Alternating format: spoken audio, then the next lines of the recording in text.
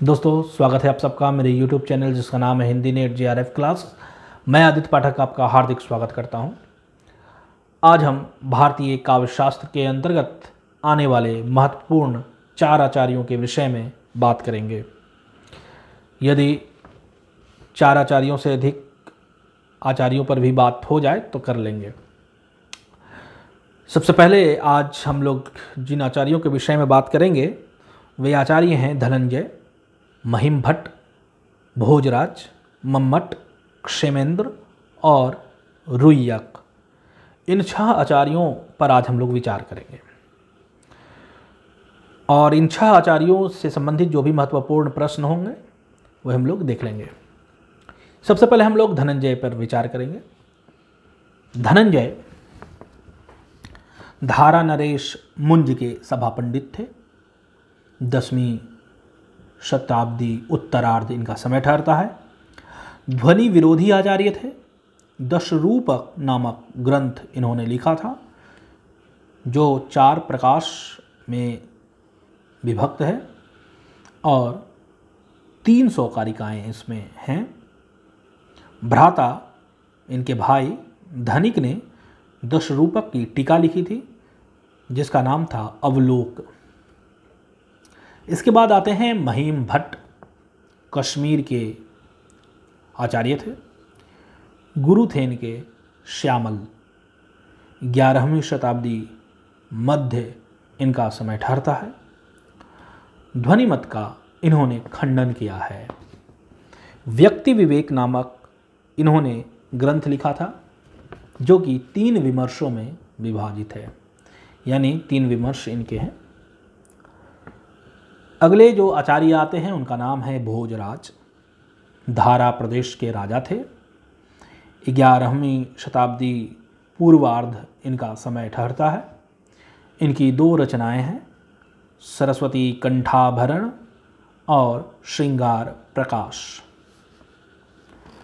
अगले जो महत्वपूर्ण आचार्य हैं उनका नाम है मम्मट।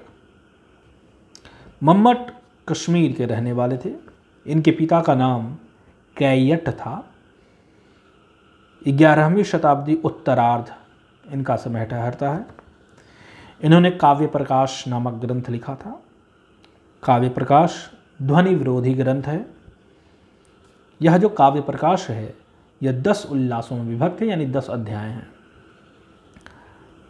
इसके बाद आचार्य क्षेमेंद्र आते हैं। कश्मीर के रहने वाले थे। 11वीं शताब्दी उत्तरार्ध इनका समय ठहरता है।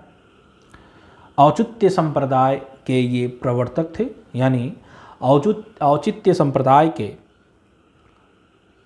प्रवर्तक आचार्य कौन थे, यह यदि प्रश्न करे तो हमें उत्तर देना होगा आचार्य क्षेमेंद्र। इनके गुरु थे अभिनव गुप्त। इनकी बहुत सारी रचनाएं, लगभग 4 महत्वपूर्ण इनके ग्रंथ हैं। इस पर भी हमें देख लेना है कि कवि कंठाभरण, औचित्य विचार चर्चा, सुवृत्त तिलक और दशावतार चरित्र।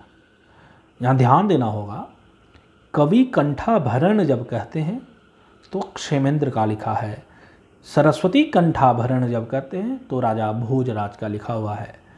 यानी इन शब्दों, इन नामों को बड़े ही ध्यानपूर्वक देखना होगा, नहीं तो हम लोग गलती कर सकते हैं। कवि कंठाभरण क्षेमेंद्र, सरस्वती कंठाभरण भोजराज।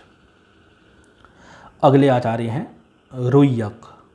रुय्यक कश्मीर के रहने वाले थे। हम लोग देख रहे हैं कि कश्मीर से कितने आचार्यों ने भारतीय काव्य शास्त्र को क्या क्या दिया है, यानी भारतीय काव्य परंपरा में कश्मीर का कितना बड़ा योगदान रहा है और कश्मीर कैसी विद्वत्ता की उपजाऊ भूमि थी कि इतने बड़े बड़े आचार्य वहाँ की धरती ने पैदा किए। और आज उस कश्मीर की क्या स्थिति है आप देख सकते हैं।